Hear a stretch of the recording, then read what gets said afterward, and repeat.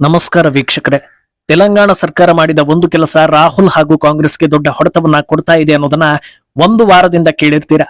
ಅದು ಬೇರೇನೂ ಅಲ್ಲ, ರಾಜಧಾನಿ ಹೈದರಾಬಾದ್ನ ರಸ್ತೆಯೊಂದಕ್ಕೆ ಟ್ರಂಪ್ ಹೆಸರನ್ನ ಇಟ್ಟಿರೋದು.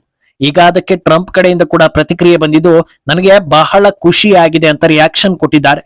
ಅವರಿಗೇನೋ ಖುಷಿ ಆಯ್ತು, ಆದ್ರೆ ಈಗ ರೇವಂತ್ ರೆಡ್ಡಿ ಕಡೆಯಿಂದ ರಾಹುಲ್ ಭವಿಷ್ಯದಲ್ಲಿ ಸಾಕಷ್ಟು ಸಮಸ್ಯೆಗಳನ್ನ ಎದುರಿಸುವುದು ಪಕ್ಕಾ ಆಗ್ತಾ ಇದೆ. ರೇವಂತ್ ರೆಡ್ಡಿ ವಿಚಾರದಲ್ಲಿ ತೆಲಂಗಾಣ ಕಾಂಗ್ರೆಸ್ಗೆ ಹೊಡೆತ ಬೀಳೋ ಚರ್ಚೆ ಕೂಡ ನಡೀತಾ ಇದೆ. ಈ ಒಂದು ನಡೆ ಯಾವ ರೀತಿಯಲ್ಲಿ ಇಂಪ್ಯಾಕ್ಟ್ ಮಾಡಬಹುದು ಅನ್ನೋದನ್ನ ತಿಳಿಸ್ತೀವಿ. ಹಾಗೆ ಇದು ಮಾತ್ರವಲ್ಲದೆ ರೇವಂತ್ ರೆಡ್ಡಿಯ ಈ ಹಿಂದಿನ ಹಲವು ನಡೆಗಳು ಹಾಗೂ ಹೇಳಿಕೆಗಳು ಕೂಡ ಸಾಕಷ್ಟು ವಿವಾದವನ್ನು ಸೃಷ್ಟಿಸಿದ್ವು, ಕಾಂಗ್ರೆಸ್ಗೂ ತಲೆಬಿಸಿ ತರಿಸುವ ಹಾಗಿದ್ವು. ಇದೆಲ್ಲವನ್ನ ಒನ್ ಬೈ ಒನ್ ವಿವರಿಸ್ತಾ ಹೋಗ್ತೀವಿ. ಈ ವಿಡಿಯೋವನ್ನ ತಪ್ಪದೆ ಕೊನೆ ತನಕ ನೋಡಿ. ಅದಕ್ಕೂ ಮುನ್ನ ಮೀಡಿಯಾ ಮಾನ್ಸ್ಟರ್ ಚಾನಲ್ ಅನ್ನ ತಪ್ಪದೆ ಸಬ್ಸ್ಕ್ರೈಬ್ ಮಾಡಿ. ಎಸ್, ಸದ್ಯದ ಪರಿಸ್ಥಿತಿಯಲ್ಲಿ ಕಾಂಗ್ರೆಸ್ ಏನೇ ಮಾಡೋದಕ್ಕೆ ಹೋದರೂ ಅದು ಬ್ಯಾಕ್ ಫೈರ್ ಆಗೋ ರೀತಿ ಆಗ್ತಾ ಇದೆ ಅನ್ನೋದನ್ನ ಜನರು ನೋಡ್ತಾ ಇದ್ದಾರೆ.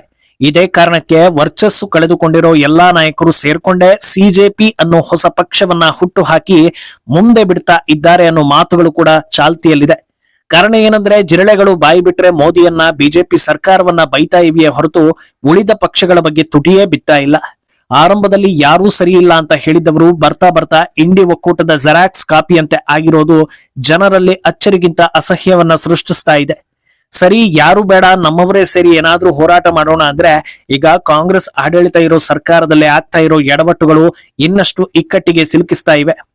ಮೊದಲಿಗೆ ಈ ಟ್ರಂಪ್ ಹೆಸರಿನ ರೋಡ್ ಹಾಗೂ ಅದಕ್ಕೆ ಟ್ರಂಪ್ ಪ್ರತಿಕ್ರಿಯೆ ವಿಚಾರವನ್ನ ಹೇಳಿ ಮುಂದಿನ ವಿಷಯಗಳನ್ನ ಹೇಳ್ತಾ ಹೋಗ್ತೀವಿ. ಅಮೆರಿಕ ಸ್ವಾತಂತ್ರ್ಯಗೊಂಡು 250 ವರ್ಷವನ್ನ ಪೂರೈಸಿದ ಹಿನ್ನೆಲೆ ಅದರ ಗೌರವಾರ್ಥವಾಗಿ ಹೈದರಾಬಾದ್ನಲ್ಲಿ ಯುಎಸ್ ಕನ್ಸುಲೇಟ್ ಪಕ್ಕದ ರಸ್ತೆಗೆ ಡೊನಾಲ್ಡ್ ಟ್ರಂಪ್ ಅವೆನ್ಯೂ ಅಂತ ಹೆಸರಿಟ್ಟಿದ್ದಾರೆ. ಈ ಮುಂಚೆ ಆ ರಸ್ತೆ ಯುಎಸ್ ಕನ್ಸುಲೇಟ್ ರೋಡ್ ಅಂತ ಗುರುತಿಸಿಕೊಳ್ತಾ ಇತ್ತು. ಅದರ ಹೆಸರನ್ನ ಬದಲಿಸೋ ಬಗ್ಗೆ ಕಳೆದ ವರ್ಷವೇ ಸಿಎಂ ರೇವಂತ್ ರೆಡ್ಡಿ ಹಿಂಟ್ ಕೊಟ್ಟಿದ್ರು. ಈಗ ಅದು ಟ್ರಂಪ್ ಹೆಸರಿನ ಮೂಲಕ ಹೊಸ ಅವತಾರವನ್ನ ತಳೆದಿದೆ.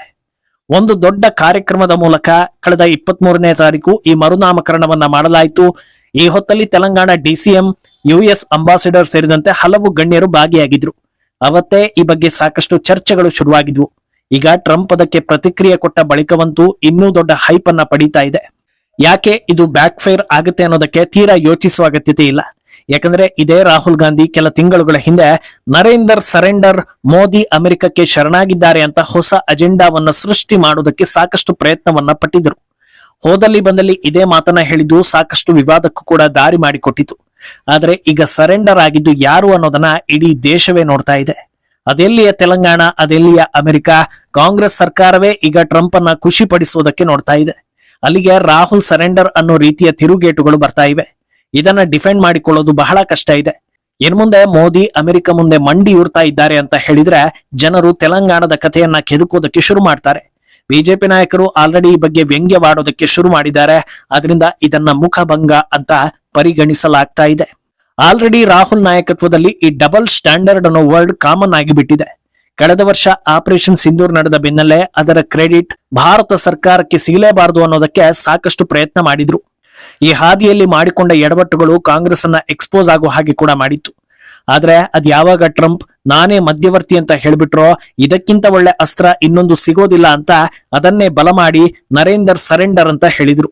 ಕೇಂದ್ರ ಸರ್ಕಾರ ಹಾಗೆ ಇಂಡಿಯನ್ ಆರ್ಮಿ ಕೂಡ ಇಂಥ ತಲೆಕೆಟ್ಟ ಹೇಳಿಕೆಗಳಿಗೆ ಕಿವಿ ಕೊಡಬೇಡಿ, ನಮ್ಮ ದೇಶ ಕೈಗೊಂಡ ಕಾರ್ಯಾಚರಣೆಯಲ್ಲಿ ಕಂಪ್ಲೀಟ್ ನಮ್ಮದೇ ನಿರ್ಧಾರ ಇದ್ದಿದ್ದು, ಮೂರನೆಯವರ ಒತ್ತಾಯಕ್ಕೆ ನಾವು ಮಣಿದೂ ಇಲ್ಲ ಅಂತ ಹಲವು ಸಲ ಕ್ಲಾರಿಟಿ ಕೊಟ್ರು. ಈ ಆರೋಪಗಳು ಮಾತ್ರ ನಿಂತಿರ್ಲಿಲ್ಲ. ಸುಳ್ಳು ಹೇಳಿದ್ದ ಟ್ರಂಪ್ಗೆ ಭಾರತ ರಾಜತಾಂತ್ರಿಕ ಹೊಡೆತ ಕೊಟ್ಟ ಮೇಲೆ ಅವರು ಸೈಲೆಂಟ್ ಆದ್ರು. ಆದ್ರೆ ಈಗ ಕೈ ನಾಯಕರು ಮಾತ್ರ ಹೊಸ ರೀತಿಯಲ್ಲಿ ಸಿಕ್ಕಿ ಬಿದ್ದಿದ್ದಾರೆ.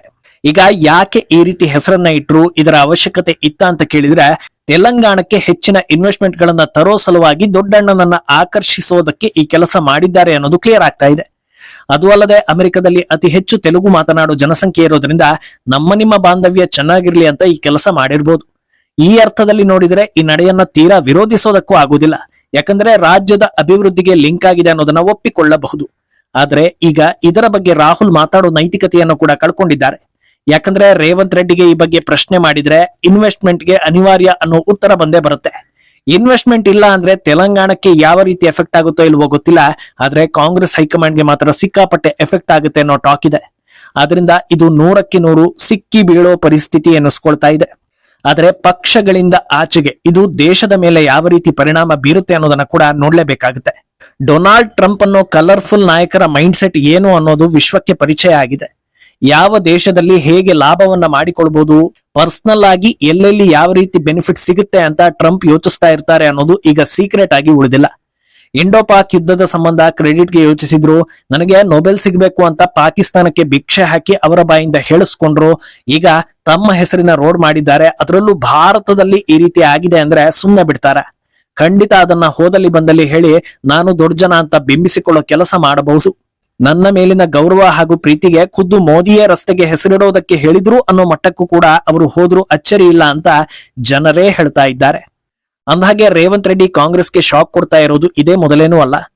ಕೆಲವೇ ವಾರಗಳ ಹಿಂದೆ ಸಂದರ್ಶನವೊಂದರಲ್ಲಿ ನನಗೆ ಹಿಟ್ಲರ್ ಪ್ರೇರಣೆ ಅಂತ ಹೇಳಿ ಕಿಚ್ಚು ಹೊತ್ತಿಸಿದ್ರು. ತೆಲಂಗಾಣದಲ್ಲಿ ಹೈಡ್ರಾ ಅನ್ನೋ ಪಾಲಿಸಿ ಮೂಲಕ ಅಕ್ರಮ ಒತ್ತುವರಿ ತೆರವು ಮಾಡೋ ಕೆಲಸ ಆಗ್ತಾ ಇದೆ. ಅದಕ್ಕಾಗಿ ಬುಲ್ಡೋಸರ್ಗಳನ್ನ ಅಸ್ತ್ರವಾಗಿ ಬಳಸಿಕೊಳ್ಳಲಾಗ್ತಾ ಇದೆ. ಕಾರ್ಯಾಚರಣೆಗೆ ಬುಲ್ಡೋಸರ್ ಬಂದಾಗ್ಲೇ ಕೈಗೆ ಟೆನ್ಷನ್ ಹೆಚ್ಚಾಗಿತ್ತು. ಯಾಕಂದ್ರೆ ಕ್ರಿಮಿನಲ್ಗಳ ಮನೆ ಮೇಲೆ ಬುಲ್ಡೋಸರ್ ಹರಿಸೋದು ದೊಡ್ಡ ತಪ್ಪು ಅಂತ ಹೇಳಿ ಮಾನವೀಯತೆ ಮೆರೆಯೋ ಪಕ್ಷದ ಒಬ್ಬ ನಾಯಕ ಹೀಗೆ ಮಾಡಿದ್ರೆ ಹೇಗೆ ಅನ್ನೋ ಪ್ರಶ್ನೆ ಹುಟ್ಟಿತು.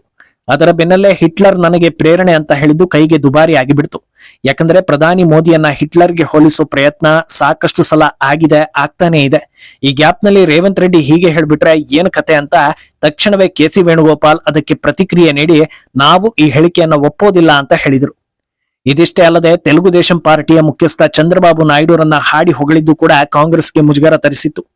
ಟಿಡಿಪಿ ಅನ್ನೋ ಪಕ್ಷದ ಜನನವಾಗಿದ್ದೇ ಕಾಂಗ್ರೆಸ್ಗೆ ಸೆಡ್ಡು ಹೊಡೆಯೋದಕ್ಕೆ. ಆದ್ರಿಂದ ಇದು ನೆಗೆಟಿವ್ ಅನ್ಸಿತ್ತು.